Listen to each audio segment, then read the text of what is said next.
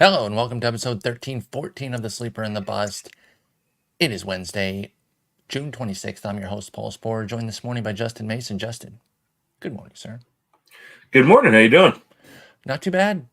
Went to bed crazy early last night, but also got up crazy early today. So my day's been going for quite some time, even though it's only 8:35 local for me. How you doing? How was your Tuesday evening? It was all right. Didn't really do a whole lot. Just kind of watched some baseball and wrote. Just kind of Just a run-of-the-mill Tuesday.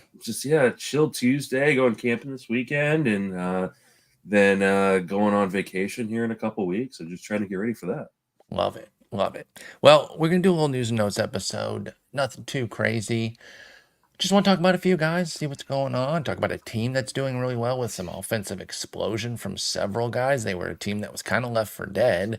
Exhibit 42 billion of how long the season is, where we want to write teams off, and I do it too. So I'm not casting stones. You think a team looks a certain way, like, well, they're not going to be very good.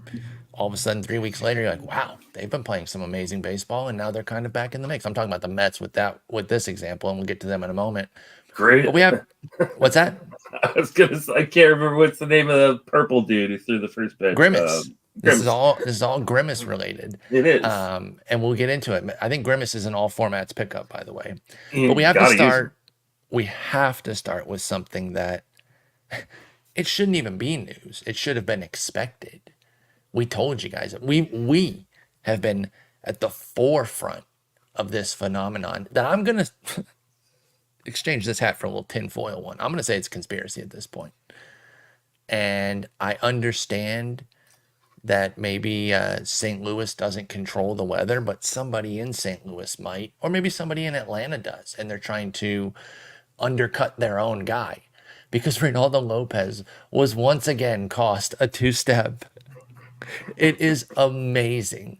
For the 900th week in a row, he was listed for a two-step, and rain in St. Louis yesterday will now bump him from that as he will pitch the front end of the doubleheader today and no longer get his two-step. You knew it was coming, you just didn't know how, right? I mean, this is unreal. It's crazy how often. For those that don't know, I think quite literally 6 or 7 of the weeks this year, Reynaldo Lopez has been on the docket for a two-step, whether on the Monday or the Tuesday, meaning he would pitch on the Saturday or Sunday of that week. And for a bevy of different reasons, it's not always the weather. Something happens. Somebody gets hurt, so he gets pushed up, and so now he pitches on Sunday instead of the Monday, and there's no more two-step. Or rain does happen, or a prospect comes up, so they push him back because he's the flexible guy.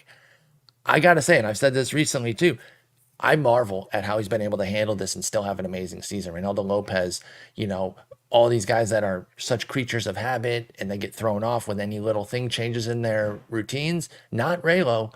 ReyLo can be pitching on 6 days rest, 4 days rest, 7 days rest. It doesn't matter. He's been amazing. But I had to laugh when I saw that the game was rained out and that he will not face Skenes on Sunday now, which is the real bummer because he and ReyLo and Skenes had a date set for Sunday that was actually going to be Nick Pollock and I's game of the week. So we're kind of bummed about that.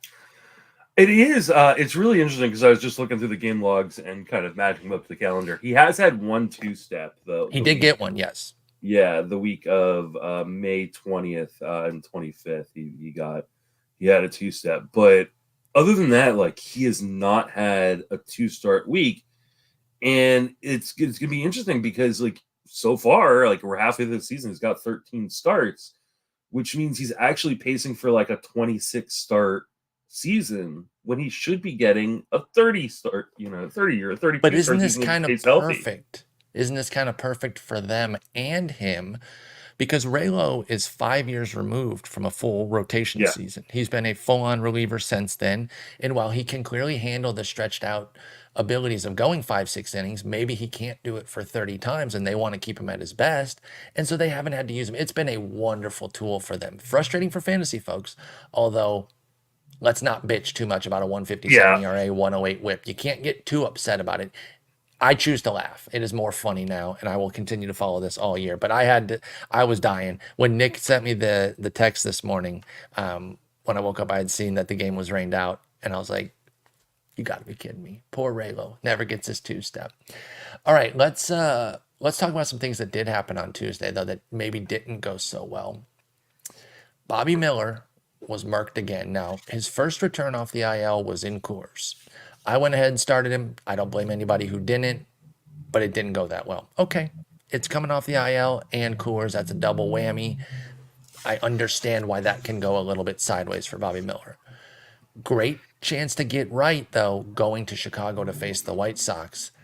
And we get 60 pitches in 2 innings, Justin. 4 hits, 3 walks, 3 earned, and a K. A better team probably would have put 5 or 6 runs on him. I guess he only had 5 base runners. So if they'd have put 6 runs on him, that would have been impressive. So I guess a better team might have scored all 5 base runners, but the White Sox score 3. It's a dud outing for Bobby Miller. Is your trust level altered by this with Bobby Miller now 2 starts off the IL?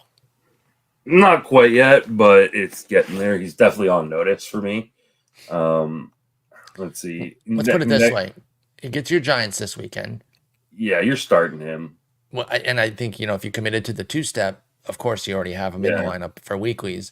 Let's say this goes moderately well. Let's say it's decent results, but only 4 innings. Maybe another couple walks, but he gets 5 Ks, 2 or 3 earned. So not a great outing, but not a bad outing for Miller. Where would you be with the Milwaukee start next week?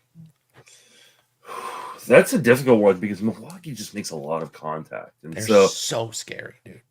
If you're already struggling with control, and then you're going to go up against a team that just makes a crap ton of contact, like you have a really hard time believing he's going to be able to go 5.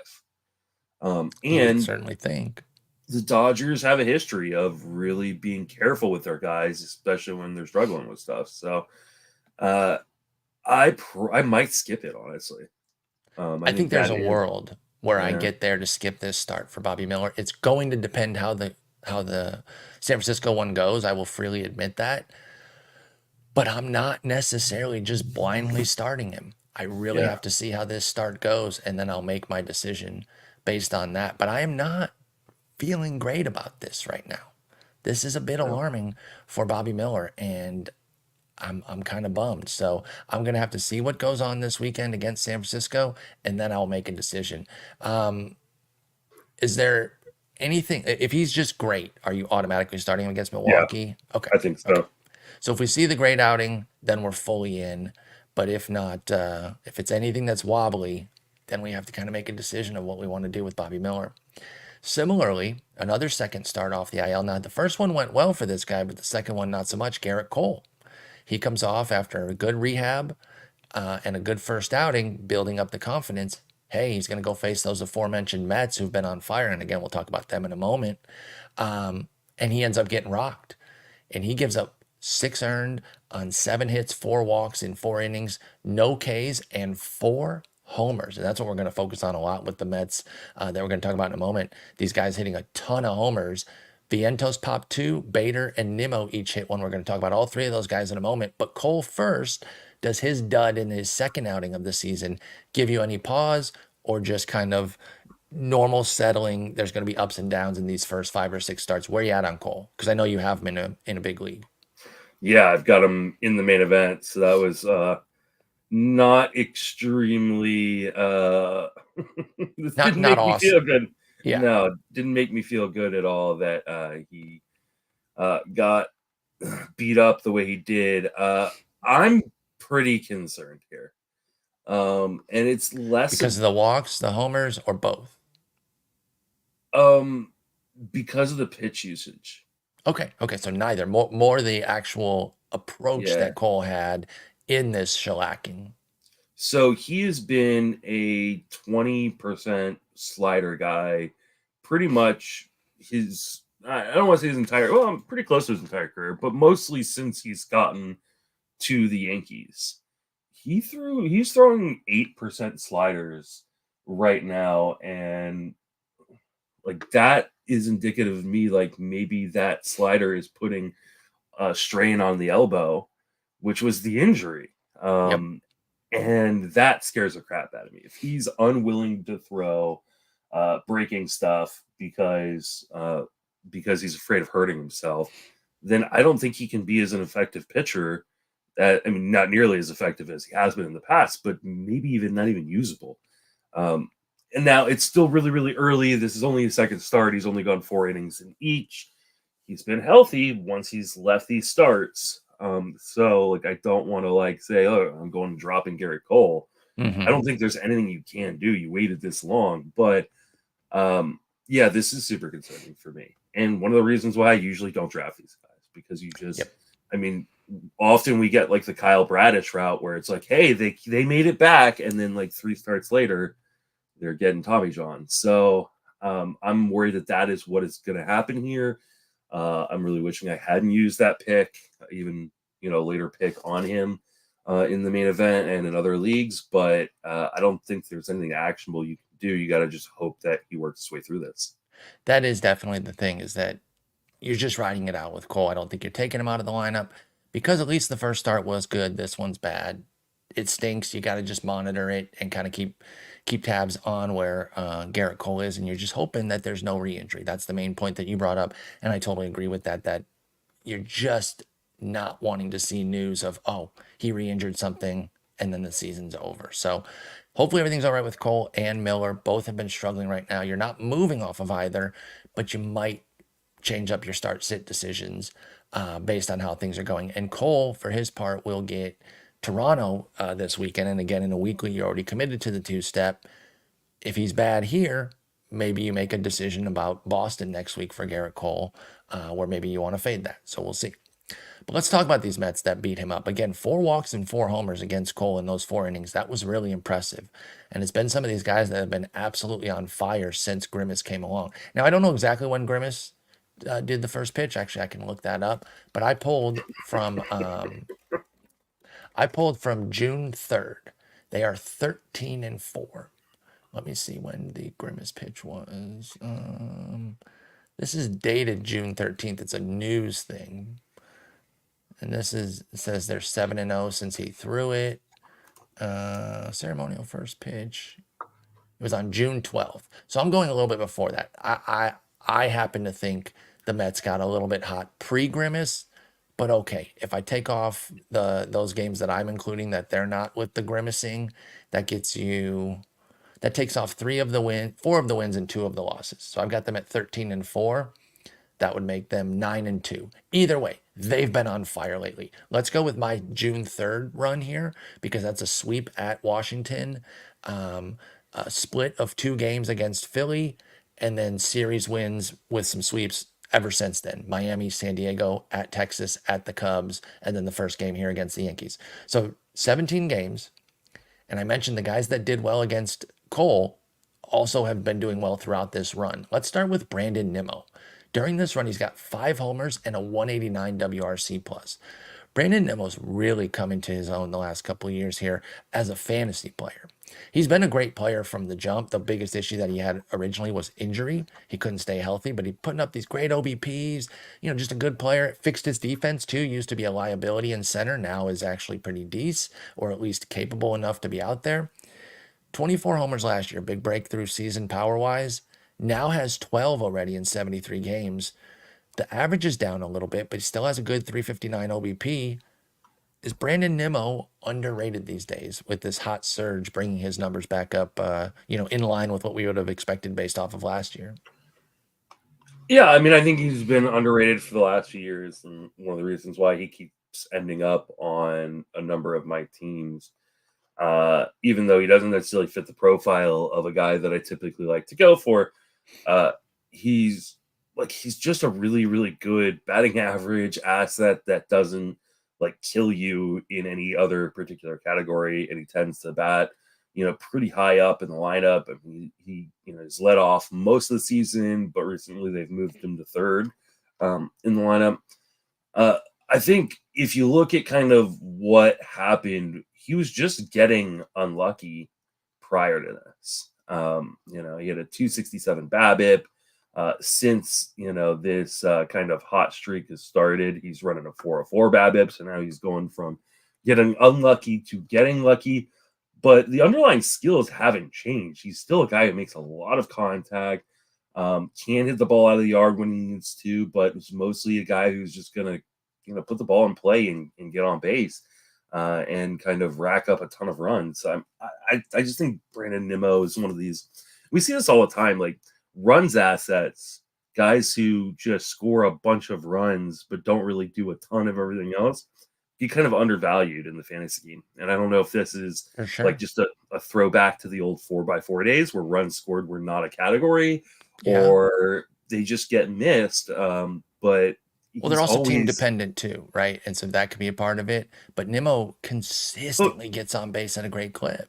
we see this every year that there are guys who are leadoff hitters or number two hitters, or even on bad teams that score a Hmm. lot of runs. We're talking about a guy who's had 89 runs last year, 102 runs the year before, like, and has produced 274 batting averages each of the last two seasons. So like penciling in for 274, 20 home runs and 90 plus runs scored, like that's great when you're getting them outside of top 150. Absolutely. Like there's so much to like with Brandon Nimmo, and the price point is never particularly too high. Interestingly, too, he's 5 for 5 on steals this year, which is not a crazy Mhm. number, but he could push for his first double-digit output. His career high is 9. That was back in 2018, and he was 9 for 15. Brandon Nimmo was, so that wasn't very good. He's also one of these hit by pitch guys that adds to his Mhm. OBP. Not only is he a great walker, but he gets in there. He's not afraid to get hit by the ball. He leads the National League with 10 already this year. Had 11 all of last year, but he's been on fire. Brandon Nimmo. So is another guy, a guy that we've expressed some interest in, even though we like the guy that he's kind of competing with. We've been Brett Beatty guys, but we've also been Mark Vientos guys. And that's not necessarily conflicting because in a perfect world, I think there could have been room for both. Um, and maybe after the deadline there will be. Although the way they're playing, they're not going to trade Pete Alonso if they keep playing like this. So maybe not. But either way, Vientos has won the battle at this point. Beatty's in the minors, actually getting some reps at second base because they're trying to fit him in. That they think there's a world where both Vientos and Beatty makes sense for them. But right now, Vientos is the one taking control. He's got 5 homers in this same run since June 3rd with a 146 WRC plus. He's a pure power guy. 9 bombs and 20 ribbies in 34 games. Vientos is also hitting 297. When I looked at him this year as like a draft champions pick or late round pick, I'm like, okay, give me kind of that all or nothing power. If you hit 250, I'm cool with it. But 297's been amazing. Is Vientos for real at this level, or is he just on a heater right now? I mean, he's been on a heater since he got up. Like this isn't like this isn't like a little hot streak. This is a massive hot streak. He has just been Hmm. doing this. No, this is not for real. Like this is like, but like I don't understand how he keeps making it work. Um, What do you on mean?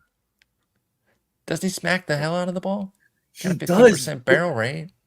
he's also got like a 16% swing strike rate, Okay, that's 17% that's during this hot aggro. streak, and he's got a 76% zone contact rate. And when I talk about zone contact, we're always talking about if you're below 80%, that's a really bad sign. The batting average is going to crater. So, but he's been doing this all season, and so like at some point you just keep going. Until he like slows down, you just kind of ride with it. Like the power's legit. Like he's got 70 grade, maybe even 80 grade power. So like the fact that he does rocket the ball, like I do think he's one of those guys that can run a higher than average BABIP, especially from a guy who doesn't, have wheels and doesn't make a crap ton of contact. Because he just hits the ball so damn hard. This is like this is what everybody wanted JD Davis to be.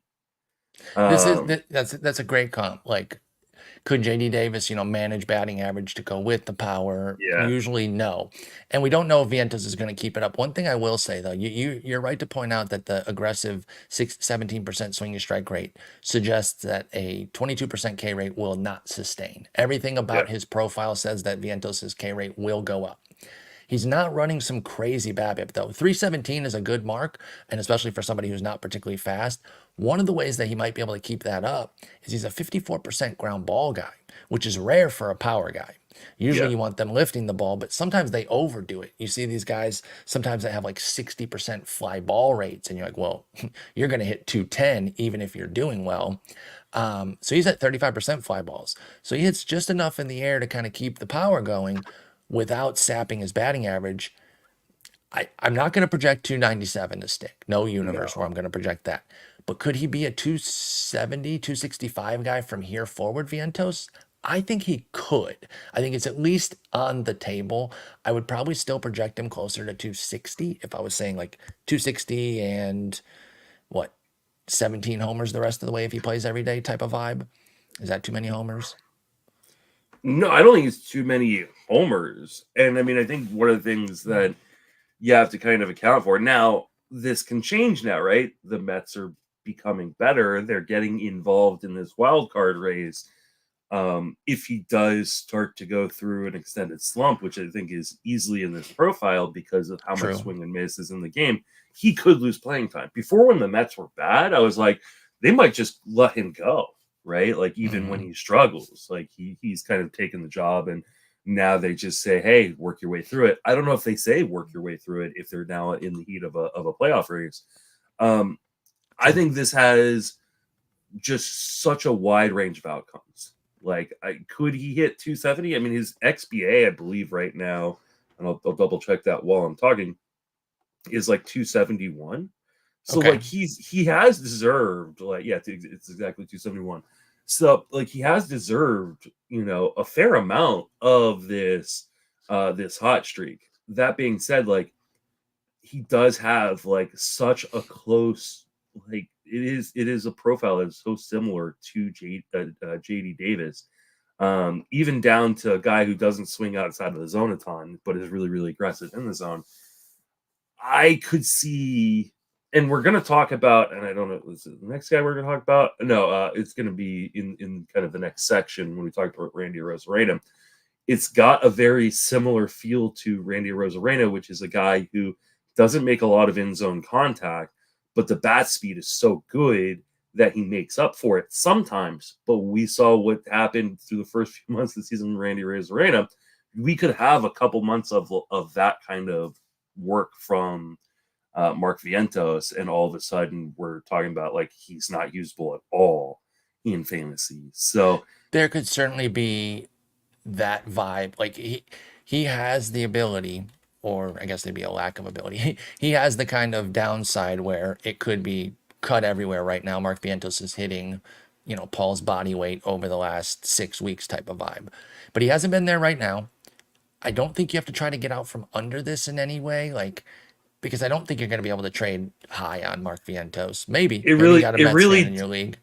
it really would depend on like um what the offers were, right? Like, Sure. if you're getting like, I don't know, I don't even know like a comp for a guy like him, but I mean, just to back up my point, like, he's obviously, because he hasn't been up long enough, he is not a qualified hitter.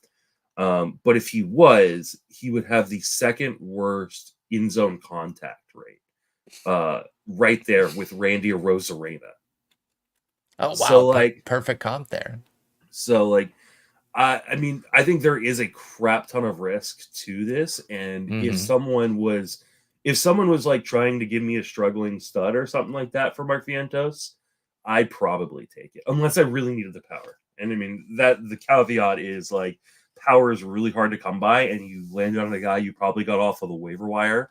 That actually Hmm. most definitely got off of the waiver wire in pretty much every format. Um, and you're not going to be able to find that. So, I mean, this is a guy who could hit another 20 home runs. Like, it would not surprise me if he hit 20 more home runs the rest of the way. So, like, Yep. like getting rid of that kind of guy in a trade, like, I don't know that I would do if I needed that power. No. Again, there's some scenarios where it would work, but for the most part, that's not what I'm looking to do here with Vientos.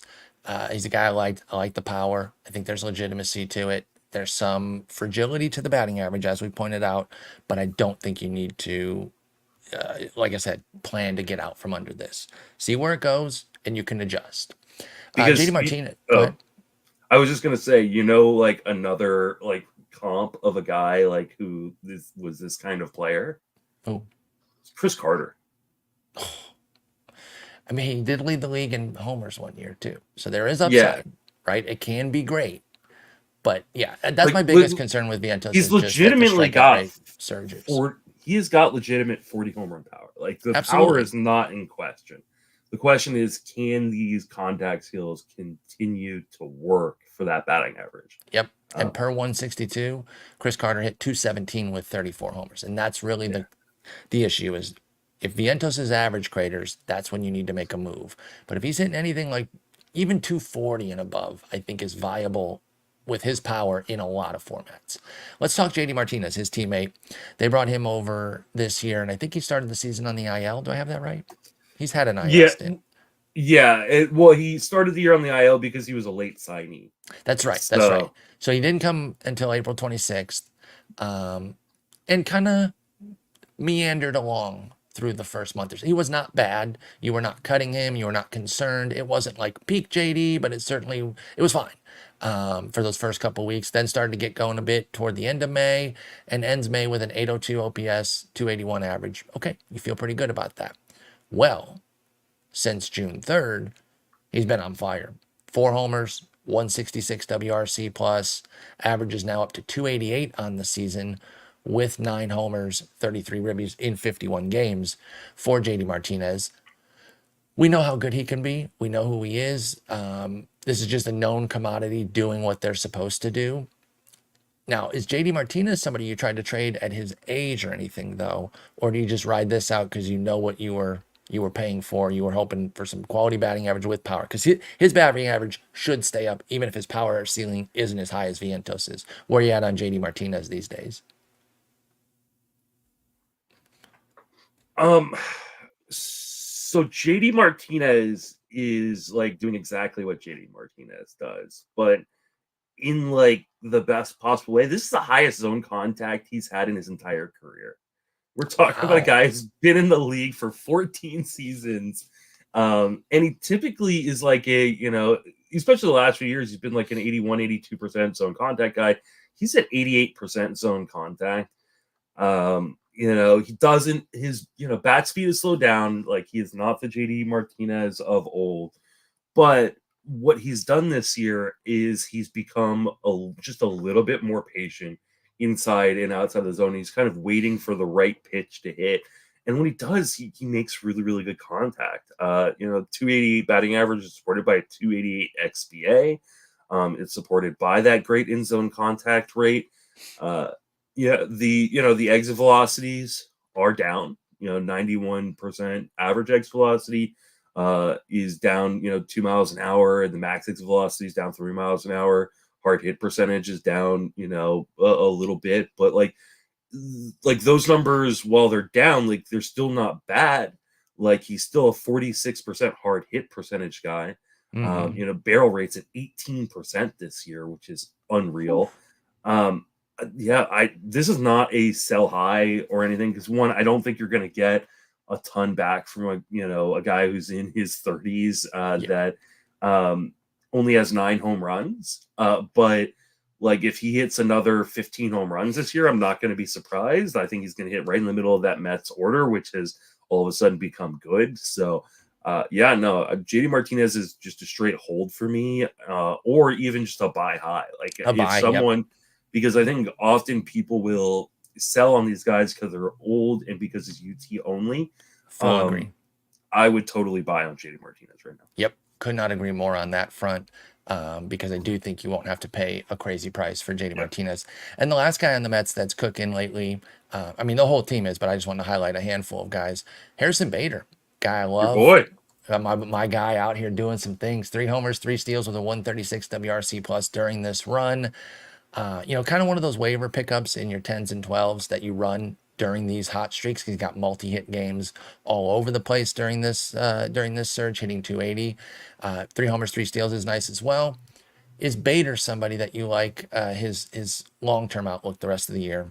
5 homers, 11 steals, and a 272 average on the season. I know health is the biggest portion of the equation for him. If he stays healthy, there's some viability, but if not, you move on. But where are you at with a healthy Bader right now? So This is interesting. Bader has been a guy that has struggled against right-handed pitching his career, but he's always been a guy that, as a righty, hits lefties better. Mm-hmm. Um, but not this season. He is crushing right-handed pitching. He is hitting 305. He's only hitting 208 against lefties. What are the But he, BABIPs against righties and lefties? Do you have that handy? yeah, I do. Because that's surprising. He has got a 377 BABIP versus righties and a 224 BABIP versus lefties. So that explains we'll see a if fair amount of it. Those even should kind out. of meet. Yeah. Yeah. So, but yeah, let's see. I'm looking at batting averages through the months. I think he's one of these guys that like the Mets don't have, especially with Starling Marte out. Like they don't have a lot of other options to go to unless they're going to bring someone up. Now they definitely and he plays a great center too. Bader does, right? Yeah. Like that helps to where even if the offense isn't clicking, at least he's picking it in center comfortable. Well, Yeah. actually, wait, does he play center or does Nimmo?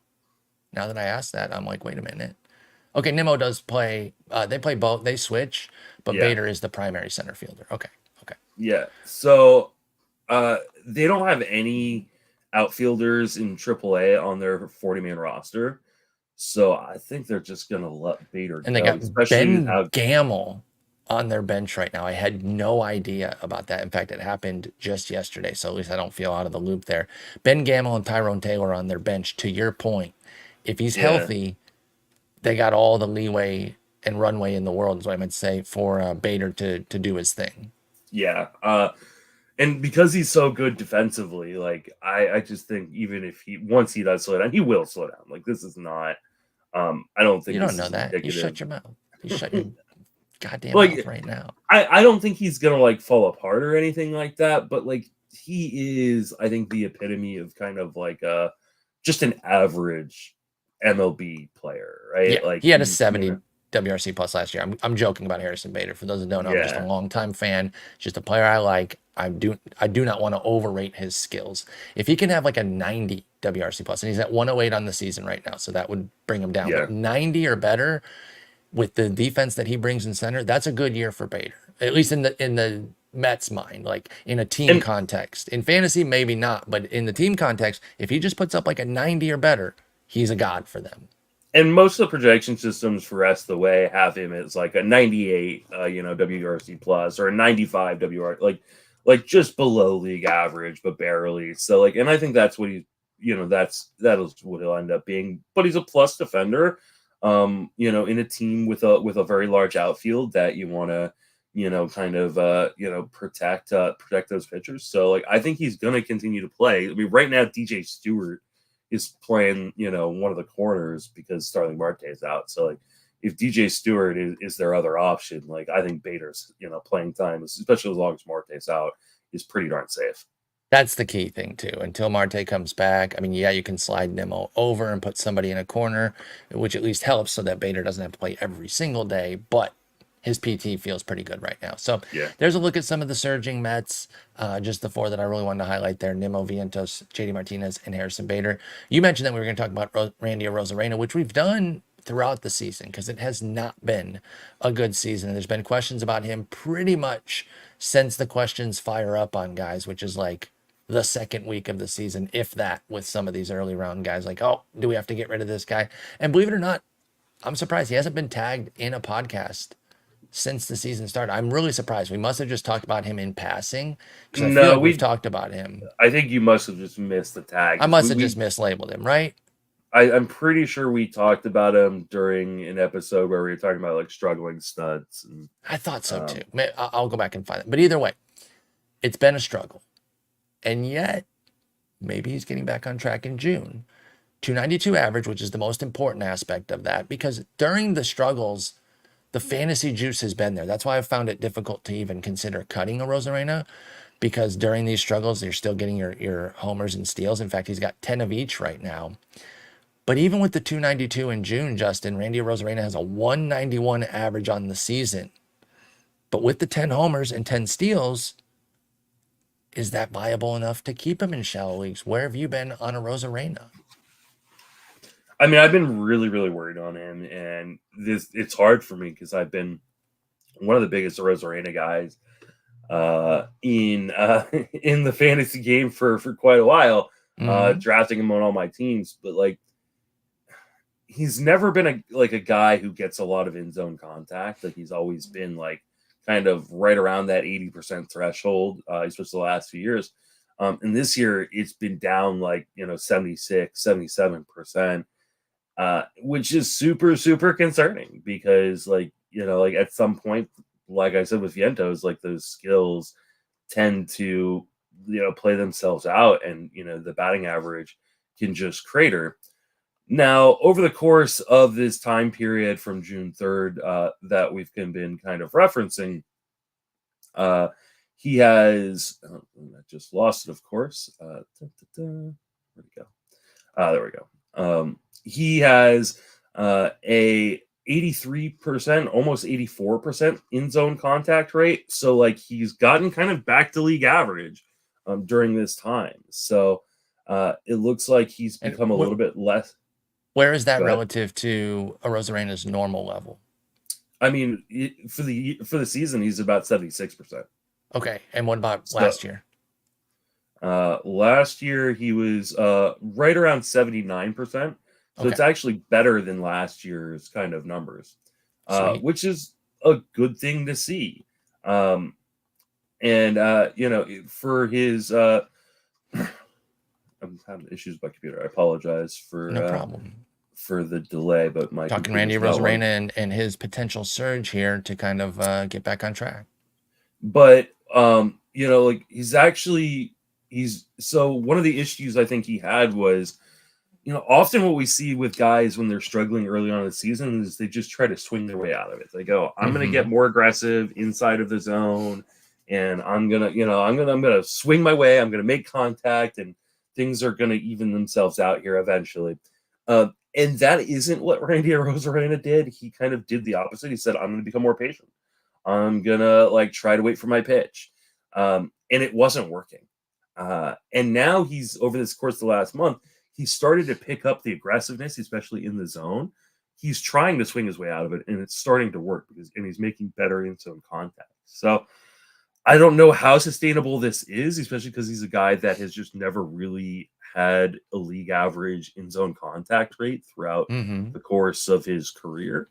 But I'm cautiously optimistic that combination of a little bit better BABIP luck and making better in zone contact will make things better, and that he can be a usable piece. But I mean, I was telling people a few weeks ago to just drop him, like just like I hate to say it, but you got to drop your 4th or 5th round pick right here.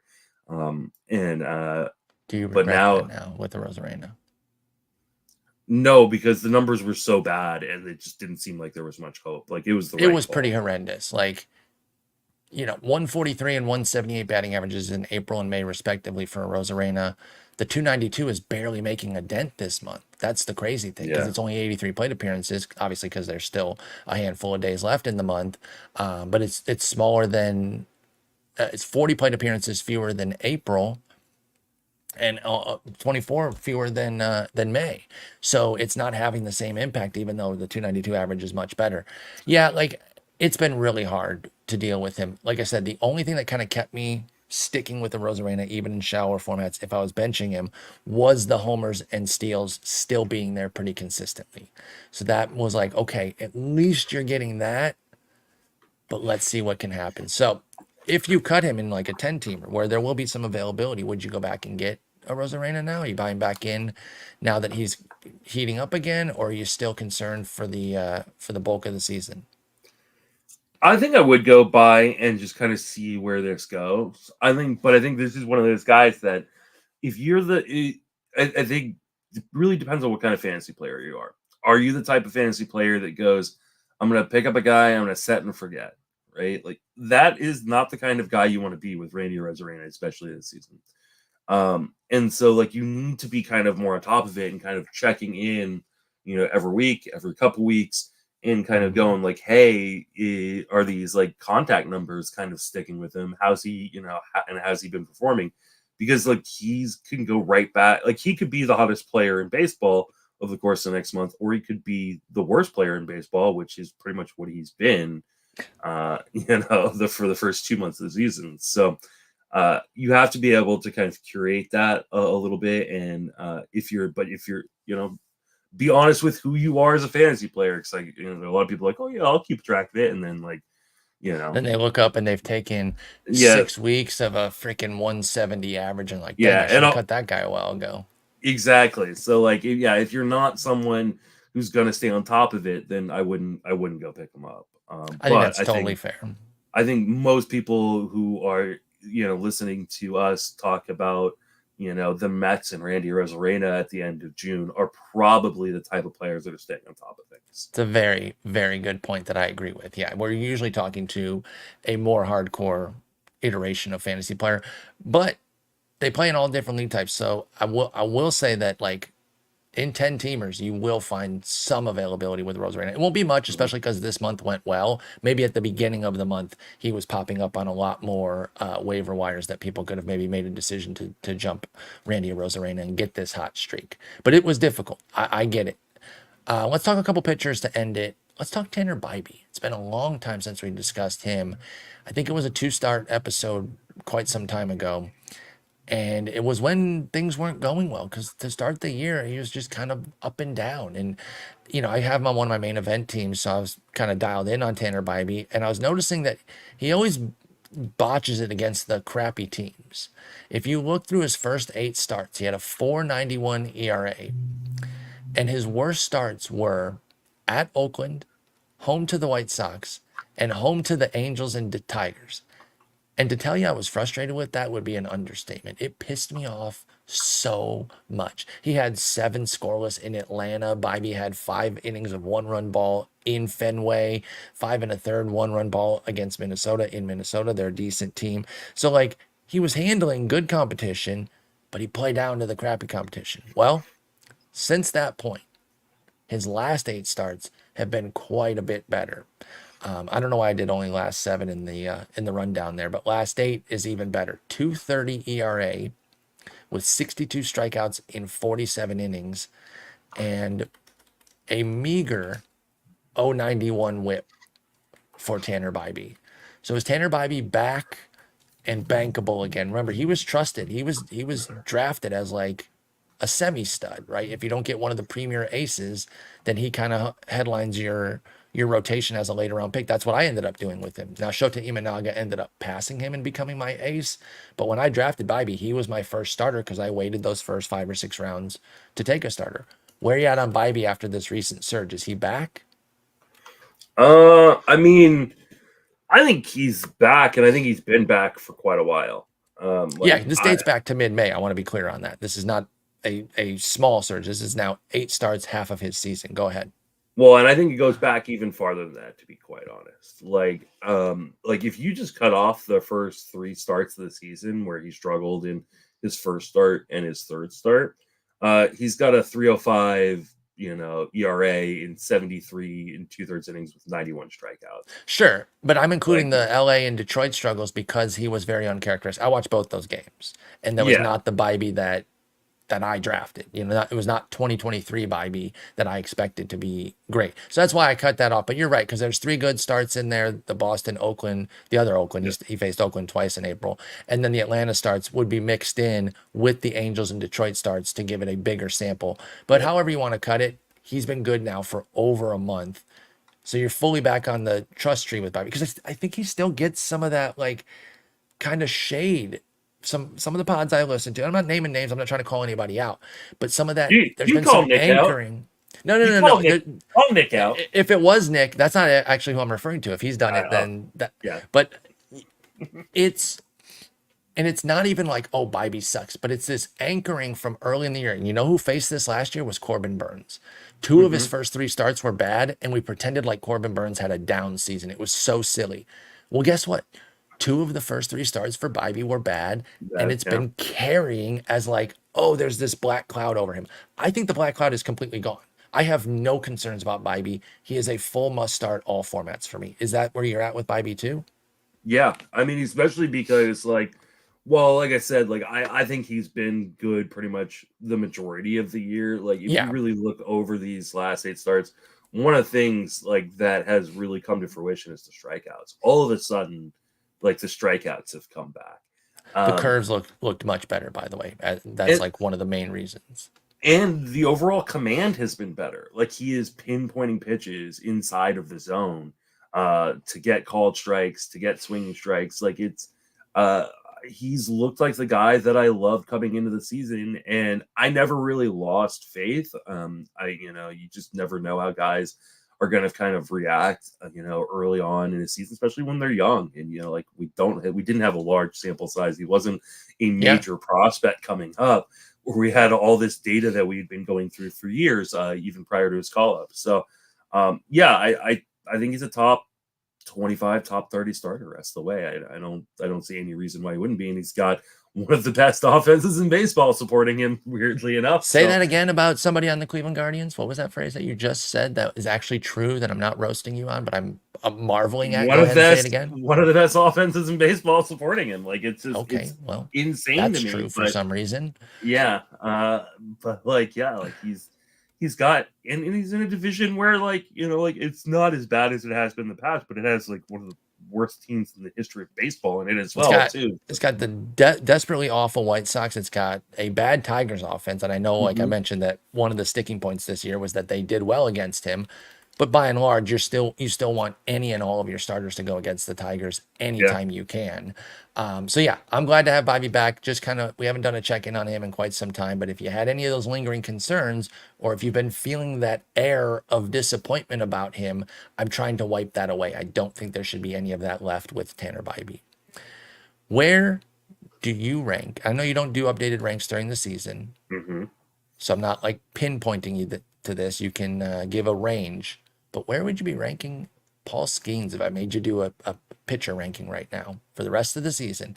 Also, with the news, if you didn't read mine in the news this morning, because I put it out very early, Jeff's recent edition, that they're going to manage Skenes and Jones. They don't want to do a hard stop because when they did that with Ronzi Contreras, they found a lot of extra issues with that in terms of like ramping back up and dialing, up and down, up and down. So they want to be smoother with it. And they're also in fringe contention with two ace pitchers. Now I know Jones hasn't been himself lately, but if they get a little offense going with those two, so with the knowledge that they're not going to maybe hard stop Skenes, where would you rank him rest of season? It's hard because it's part of me wishes they would just hard stop him as opposed to manage, because I worry about a bunch of like 4 inning outings. That can be frustrating, sure. I think that the color on the rest of the article was more of like extra days off, an occasional Hmm. skip, more that than the 3-4 inning outings, ideally. The occasional skip is the one that's scary, right? Because you could be throwing him in your lineup for a week, and then all of a sudden If you're it's actually taking a unannounced, zero. yes, Yeah. that's the scary part. Um, so I mean, from a straight skills perspective, I think he's top 10. I think we're going to be drafting him as maybe even a top 5 starter coming into next year. Yeah. Um, and I won't be opposed to that. I may decide he's so young and we don't know how his body's going to hold up over the course, of a career. And I may not personally put him in my top 5, but I think he's worthy of being a top 5 from a straight skills perspective, maybe in a top 3 starter, to be quite honest, especially with how many we've lost this year. So, He's um, amazing. he is. And there will be people who put him as their number 1 overall starting pitcher next year, and I Sure. and I won't like bash those people. Like I said, I don't know that I'm going to, but Not publicly. I'm kidding. not even privately. Like I know, no, of course I'm like joking. I'm joking. I know you're not I going to bash them privately. I just like I mean I just think he is so good.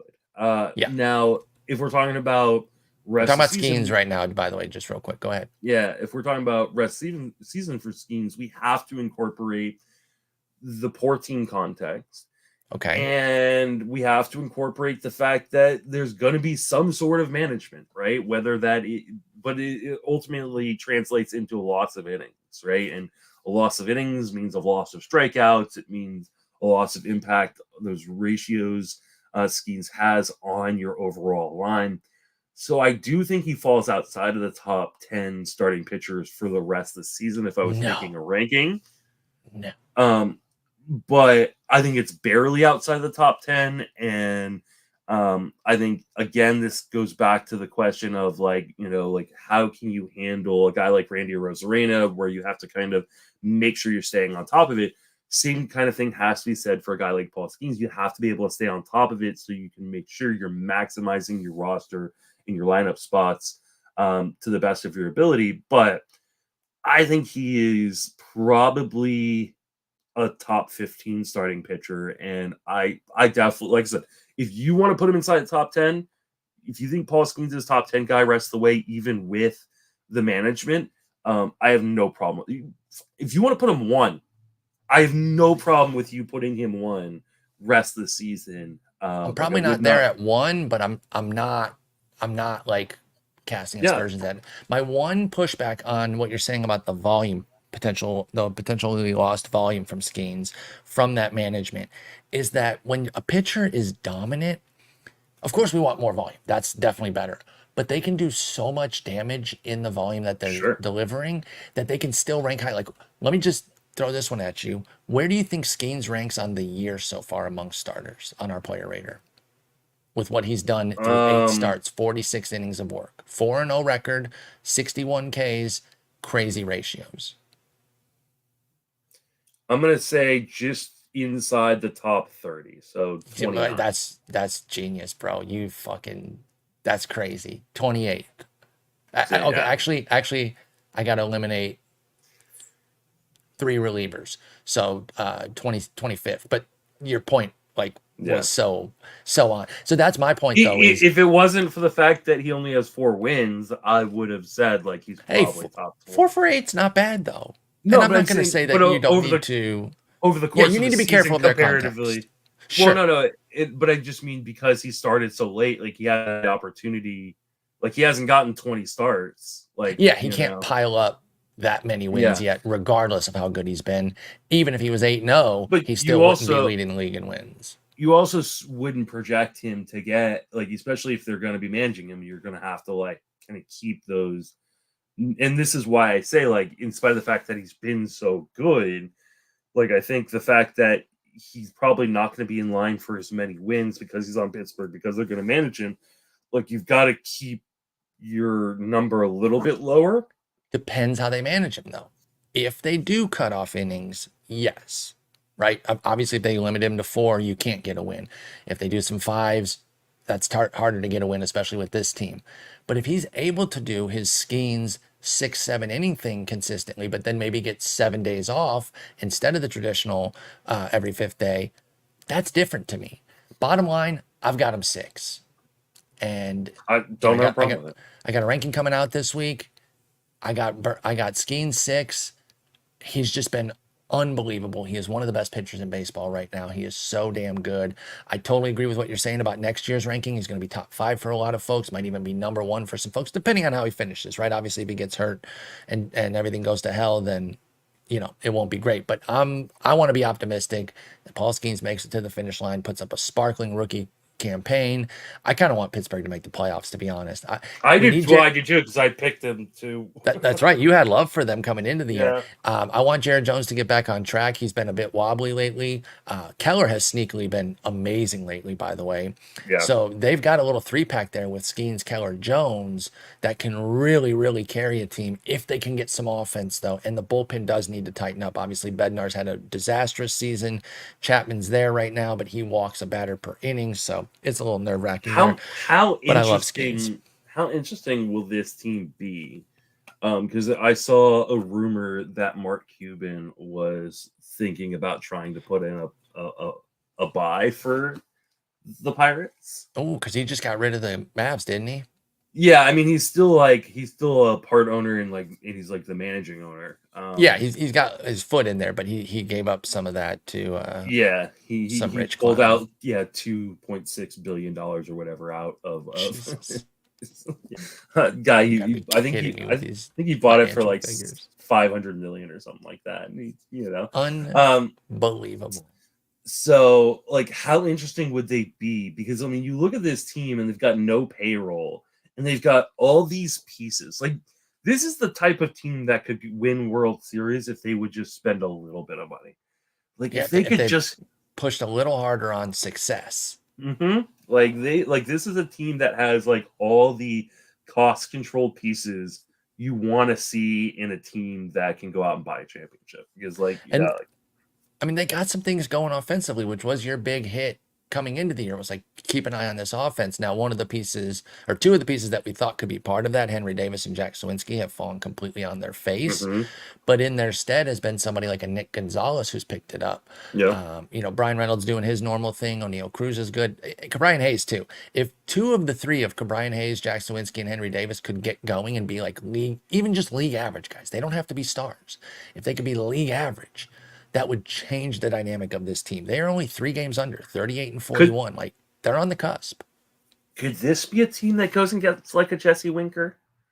Yeah, Like, why not? go get like he wouldn't cost very much in terms of like, And he his could be contract Oliveris' or partner. Basically, he would be yeah. replacing Sawinski for the fact that Sawinski's just fallen on his face. And Like, then you go Winker, Oliveris in left. this could be a team that like goes and like they don't make a major move at the deadline because they don't want to give up the prospects or spend the money. But like that they could go get like 2 or 3 pieces of from the A's, from the Nationals, from the White Sox, of guys that aren't studs but are just useful players that kind of fill these gaps, and they could just become such a much more interesting team. Yeah, if they just make improvements in all of their, or not necessarily all of them, but like 3 or 4 of their weakest spots. So yeah, they're not adding studs, but to your point, they're going from like Michael A. Taylor's 42 OPS plus to, I'm not saying that the Mets aren't going to trade Bader, but I'm using Bader as an example because we talked about him earlier. Somebody like a Bader who puts up a 90 OPS plus, you just doubled the output there, even though that's not even a stud that you're getting. They would need to improve catcher too, because with Davis flopping, Grandal has not picked up the slack. He's been a nightmare. So even a solid average catcher that they can get would be a help to this Pirates team. I want them to push, man. With Skenes and Jones and Keller being so great, they got to push. But anyway, that's it. Just a little news and notes episode here covering some fun stuff. Justin, we'll be back on Friday talking 2 starts. I didn't mean to cut you off there at the end. Were you going to say one last thing about the Pirates? No, I was just agreeing with you. Okay. Well, it was great talking with you. I hope you have a good one, and we'll be back Friday morning. Take it easy.